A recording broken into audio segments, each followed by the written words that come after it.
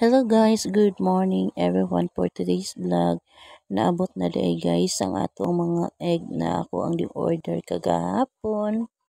Ang size di ay sa ato ang egg karon guys, mo-order ning XL ang ato ang size sa ato ang egg, bali 23 katrini na egg.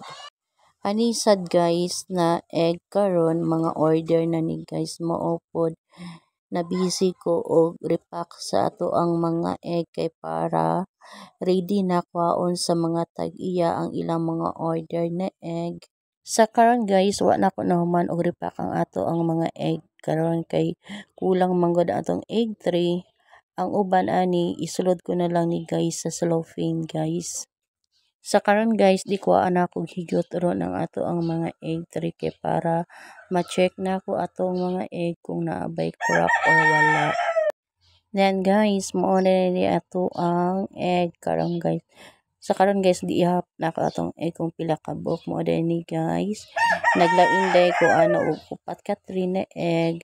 Dayon naglain pod ko og duha ka tray na egg.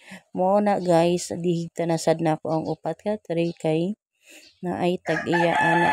Nadugay-dugay pa yun ko ana og higot guys kay dili kay ko kabalo mo higot og sa egg tray guys.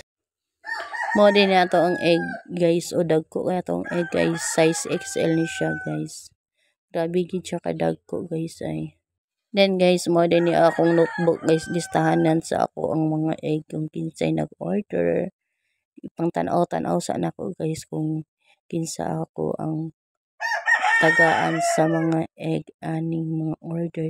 Ubay-ubay kay sila guys ang nag-order sa to ang egg bali 23 katawo guys. That's all guys. Thank you for watching to my YouTube channel, Melma Vlog, and God bless us all.